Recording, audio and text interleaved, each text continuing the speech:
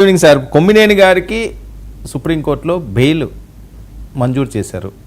So ఆ ప్రాసెస్లో న్యాయమూర్తులు మాట్లాడేది మీరు వినే ఉంటారు. ఇంకా నేను మళ్ళీ దాన్ని చెప్పి టైం వేస్ట్ చేయడం నాకు ఇష్టం లేదు. ప్లీజ్. అంటే ఒకటండి, ఇక్కడ ఏమవుతుంది అని అంటే సుప్రీంకోర్టుకి వెళ్ళకూడదని ఏం లేదండి. ఆర్టికల్ 32 ప్రకారం సుప్రీంకోర్టుకి వెళ్ళొచ్చు, రాజ్యాంగం కల్పించే హక్కు. అలాగే ఆర్టికల్ 226 ప్రకారం హైకోర్టుకి వెళ్ళొచ్చు. సో ఆ రకంగా కొమ్మినేని గారి విషయంలో సుప్రీంకోర్టు డోర్స్ ని నాక్ చేశారు. ఈ సందర్భంగా ఏంటంటే సుప్రీంకోర్టు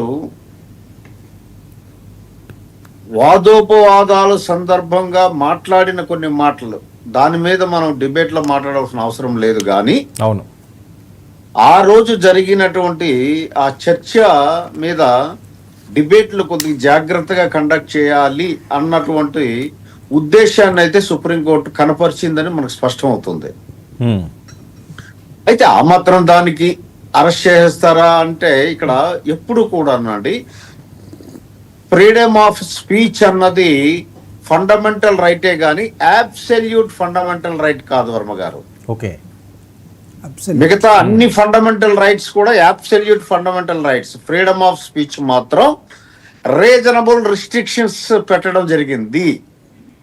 ఆ రిస్ట్రిక్షన్స్ పరిధి దాటారు ఇద్దరు కూడా. నేను ఆ రోజు డిబేట్ చూడడం జరిగింది. ఇది ఒక మంచి పరిణామం. ఎందుకు అంటే డిబేట్ లో మితిమీరి మాట్లాడుతున్నారు, బయట మాట్లాడలేదు సార్.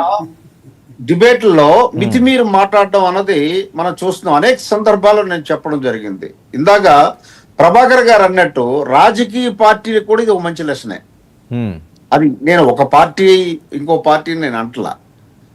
అలాగనే అనేక సందర్భాల్లో నేను డిబేట్ లో చెప్పాను, ఎనలిస్టుల పాత్ర పోషించటం లేదు.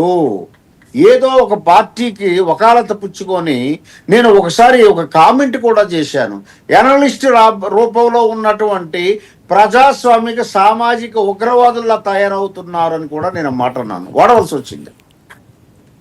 ఎందుకంటే ఇక్కడ ఎనలిస్ట్ రోల్ ఏమిటి, యాంకర్ రోల్ ఏమిటి, రాజకీయ పార్టీ ప్రతినిధుల రోల్ ఏమిటి, స్పష్టత ఉంది అందరికీ. యాంకర్ డిబేట్ ని ఒక సుహృద్భావ వాతావరణంలో రన్ చేయాలి, ఎక్కడా కూడా డీవియేట్ అవ్వకూడదు. చట్టానికి కానీ అతీతంగా ఎవరు మాట్లాడినా ఆయన ఇమీడియట్ గా దాన్ని కంట్రోల్ చేయవలసిన బాధ్యత యాంకర్ మీద ఉంటుంది. ఎనలిస్ట్ ఏమిటి అని అంటే అన్ని రాజకీయ పార్టీలు మాట్లాడిన అంశాలు వాళ్ళు ప్రతి రాజకీయ పార్టీ తమ పార్టీ అనుకూలమైన వాదన వినిపిస్తుంది. ఇతను తటస్థ వాదన ప్రజలకు అందించాలి. వాస్తవాలు ఏంటి అనేది అది మానేసి ఆ డిబేట్ లో అసలు కాంట్రవర్సీగా తెరలేపాడు ఆయన కృష్ణరాజు గారు. అది చాలా తప్పు అండి. ఆయన ఒక జర్నలిస్ట్ గా అయి ఉండి ఆ పని చేయడం కూడా తప్పు. అందుకనే మీకు బిఎన్ఎస్ఎస్ 79 కానీ 352(2) కానీ 353(1) కానీ ఇక ఐటీ యాక్ట్ కింద 63 సెక్షన్స్ అన్ని కూడా అట్రాక్ట్ అయిపోయి కేసు ఇచ్చేయడం జరిగింది.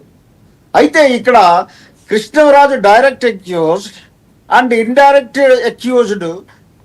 జ్యుడిషియరీ ఎప్పుడు కూడా చిన్న బెనిఫిట్ ఆఫ్ డౌట్ ఉన్నా సరే కక్షిదారుడికి అనుకూలంగా ఇస్తుంది. అంత మాత్రాన తప్పు చేయలేదు అని అనుకోవడానికి వీలు లేదు. సహజ న్యాయ సూత్రాల ప్రకారం ఏమిటి అని అంటే బెనిఫిట్ ఆఫ్ డౌట్ ఏమాత్రం ఉన్నా సరే, ఇప్పుడు బెయిల్ అన్నది అదే పెద్ద ఇష్యూ కాదు. బెయిల్ ఇచ్చినంత మాత్రాన ఆయన తప్పు చేయలేదన్న వాదన కూడా కాదు, కరెక్ట్ కాదు. కాబట్టి రేపు న్యాయ విచారణలో అన్నీ తేలుతాయి. ఇండివిజువల్ ఇప్పుడు ఫ్రీడమ్ ఆఫ్ ఆర్టికల్ 21 ఎఫెక్ట్ అవుతుందేమో అని కొన్ని చూసుకొని బెయిల్ ఇచ్చారు తప్ప it doesn't mean that supreme court supported their argument. అంటే శివశంకర్ గారు, ఇప్పుడు వచ్చి మాటలు ఏంటంటే ఈరోజు ఉదయం నుంచి ఆయన బెయిల్ అన్న దగ్గర నుంచి కూడా ప్రచారం జరుగుతున్న అంశం ఏంటంటే కూటమికి ఇది ఒక చెంపపెట్టు, కక్ష సాధింపు చర్యలు నేపథ్యంలో ఈ రకంగా అరెస్ట్ చేశారు, సుప్రీంకోర్టు గడ్డి పెట్టింది అని చెప్పి ప్రచారం చేస్తున్నారు. ఈ గడ్డి పెట్టిందో బిర్యానీ పెట్టింది ఈ పనికి మాలిన మాటలు మాట్లాడుతున్నారు. అది కరెక్ట్ కాదండి. అవి అర్థం లేని మాటలు, అసలు అవగాహన లేని మాటలు, చట్టం మీద ఏమాత్రం జ్ఞానం లేని మాటలు. కూటమి చంపెట్టేటండి. ఆయన మాట్లాడాడు మహిళలు కించపరిచే విధంగా ఉంది అని చెప్పేసి బిఎన్ఎస్ఎస్ కింద కేసు రిజిస్టర్ అయింది. దీనికి కూటమికి సంబంధం ఏంటి? కూటమి ఏమైనా కేసులు పెట్టమని చెప్తుందా?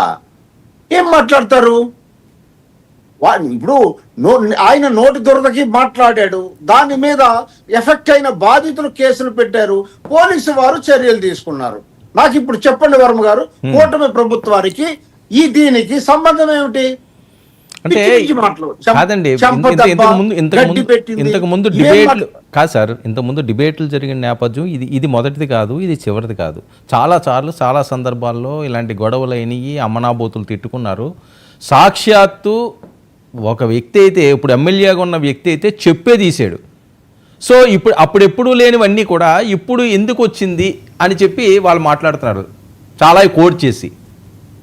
ఇప్పుడు ఇది మాట్లాడింది చాలా తీవ్రమైనటువంటి పదజాలం మాట్లాడాడు ఆయన. ఎనలిస్ట్, రాజకీయ పార్టీ వాళ్ళు కాదు, ఎనలిస్ట్. యాంకర్ కోసం నేను అంటున్నాను, అది ఎవరు, అది 100% తప్పండి. ఇంకా అది దాని గురించి ఇంకా ప్రస్తావన అవసరం లేదు. కాన్స్పిరసీ.